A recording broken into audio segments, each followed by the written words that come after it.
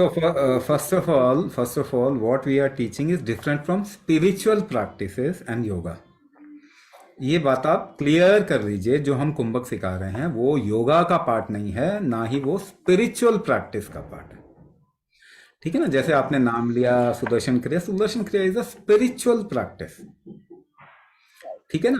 तो कुंभक जैसे सुदर्शन क्रिया में आप बॉडी में है ना तभी कर रहे हैं, सुदर्शन क्रिया में सांस जो है उसी का यूज करते हैं, सुदर्शन क्रिया में आप अपने फोकस का इस्तेमाल करते हैं। तो you are using the same faculty for a spiritual गोल।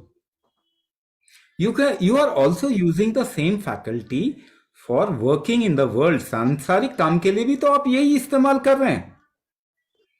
ठीक है ना? तो kumbhaka is basically your effort making mechanism.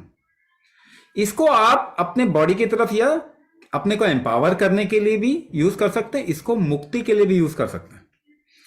Yoga uses the same kumbhaka which is the mechanics of your body for mukti, और spiritual practices uses the same kumbhaka for mukti, same effort making mechanism, but we use it for establishing you in your body more and establishing you in your life more. ठीक है ना? तो हमारा purpose और spiritual और yoga practices का purpose completely opposite है, 180 degree opposite है। योगा और स्पिरिचुअल प्रैक्टिसेस आपको मुक्ति की तरफ ले जाएंगे, और हम जो करा रहे हैं कुंभक वो आपको संसार स्टैब्लिश करेगा बॉडी के अंदर ज्यादा। तो दोनों बिल्कुल उल्टे हैं। ठीक है? पहली बात ये क्लियर कर लीजिए कि जो हम सिखा रहे हैं it is not related to spiritual practice and yoga. Now coming to the problem, body temperature क्यों बढ़ा के रखता है? क्योंकि आप टेम्परेचर मेरा बढ़ा हुआ ही रहता है टेम्परेचर। वही मैं कह रहा हूं, बॉडी टेम्परेचर क्यों बढ़ा के रख रहा है? क्योंकि अंदर कोई चीज वो ठीक कर रहा है ना, उसको जरूरत है इस चीज की। आपका शरीर कोई भी काम तो गलत नहीं करेगा ना, आप गलत कर सकते हैं। See, you want to live or not, that's a question mark, but your body wants to live or not, no question mark. The body is designed for survival. वो जो भी करेगा अपने को बचाने के लिए करेगा। आप जो भी करेंगे जरूरी नहीं, क्योंकि आप योगा कर रहे हो, देखो स्पिरिचुअल प्रैक्टिस कर रहे हो, आप जीवन से निकलना चाहते हो, मुक्ति चाहते हो, तो आप क्या कर रहे हैं इसका question mark. But your body क्या कर रहा है? वो जीवन में स्थापित ही करेगा आपको, नो क्वेश्चन मार्क, 100% गारंटीड। इसका मतलब क्या हुआ? बॉडी टेम्परेचर बढ़ा है, इसका मतलब क्या हुआ? कुछ गड़बड़ है अंदर जिसको वो ठीक करने की कोशिश कर रहा है। जब तक उसके अंदर जान रहेगी ना, जब तक उसके अंदर जान रहेगी वो कोशिश करेगा। जिसके अंदर जान है ज्यादा उसकी कोशिश भी सफल हो जाएगी। और आप बोलेंगे दवाई से ठीक हो गया जी, दवाई से एक भी इंसान ठीक नहीं होता।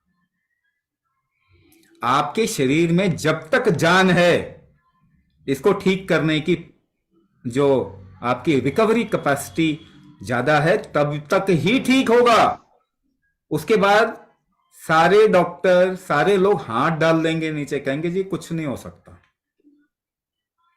तो please understand, medicine doesn't cure you, it can help the body to cure itself, it may question mark, it may help the body to cure itself, but usually it is seen if you are using chemical medicine, the recovery period always extends, लंबा हो जाता है। अगर आप naturally आप body को support करेंगे ना, तो बॉडी का रिकवरी पीरियड कम हो जाता है। केमिकल से अगर आप इसको सपोर्ट देंगे तो रिकवरी पीरियड लंबा हो जाता है, ये समझना पड़ेगा। But Guruji, one question, because my body temperature is always high because I had hysterectomy and hot flashes and all that. So temperature is always being high. But a big issue is the inflammation in the joints and the immunological issues. So the body is constantly, that fight. That is what I am saying. That is what I am saying. आपका body ठीक करने की कोशिश कर रहा है, कुछ गड़बड़ कर दिया आपने इसके साथ में। जो इसका सर्जरी हुआ है ना, हाँ, तो फैटी लीवर तो अच्छी चीज है ना, बॉडी बचा रहा है ना अपने आप को। फैटी लीवर, आपको खरोंच आता है, खरोंच मार के देखिए, नाखून से जोर का खरोंच मार दो, इन्फ्लेमेशन होगा ना, right, इन्फ्लेमेशन right, होगा, थोड़ा घी लगा लीजिए, कम हो जाएगा ना इन्फ्लेमेशन। right, तो केमिकल रगड़ लीजिए, कोई टैबलेट ऐसा चूरा करके ना अपने स्किन पे रगड़ लो, जलन होगा फिर आपको। right. राइट, तो आप तो दवाई खा रहे हैं ना, तो लिवर में जा रहा है ना, वो बॉम्ब फूट रहा है, तो लिवर को भी इन्फ्लेमेशन हो रहा है ना। How will the liver protect itself? थोड़ा फैट लगा रहा I'm है not तो taking medication. मैं whenever you, सिर्फ आयुर्वेदा में बिलीव करती हूँ। नहीं I नहीं only नहीं, follow that. जब भी आपका सर्जरी हुआ होगा तो मेडिकेशन पे रखा होगा ना आपको कुछ समय तक। Yes, yes, true. 2 किलो का बच्चा पैदा होता है, how many vaccine we give to that kid, to that small infant राजा? Right, right. 24-25 आप इम्यूनाइजेशन करते हो कि नहीं करते? तो Exactly. उतने छोटे इन्फेंट के अंदर हम केमिकल बॉम्ब डाल रहे हैं कि नहीं डाल रहे हैं? और इतना वैक्सीनेशन इम्यूनाइजेशन करने पे बीमारी बढ़ रही है कि कम हो रही है? वो और जल्दी बीमार होगा ना। केस स्टडी देख लीजिए। तो कहने मैं क्या बता रहा हूं आपको, मैं यही बता रहा हूं, whatever the body does it does to protect itself. तो वो बचाने की कोशिश कर रहा है। Now what we can do, if we help the body recover faster, तो ये प्रॉब्लम चली जाएगी। राइट, तो how can we help the body recover faster? तो एक एक्सपेरिमेंट करके देखिए, By increasing. एक एक्सपेरिमेंट करके देखो ना। रिकवरी का मतलब क्या होता है? There is something wrong doing, एक गलत चीज हो गई, आपको वापस उठना है ना, बॉडी को वापस उठना है वहां Right. से। तो आप खड़े हो जाइए, किसी को बोलिए कि आपको धक्का देके गिराने की कोशिश करें, Okay. है ना। तो आप अड़े कैसे रहेंगे? How will you ensure that you hold yourself Yeah, in the same becomes position? hold your by breath and becomes by still when holding you're your breathing. Breath and holding the ground. सांस रोक के And अड़े then रहेंगे ना उस जगह पे, yes, तो that is your recovery strength, isn't it? yes. सो जितना आपकी ब्रेथ होल्ड कैपेसिटी होगी, उतनी आपकी इम्यूनिटी होगी, उतनी आपकी रिकवरी फास्ट होगी।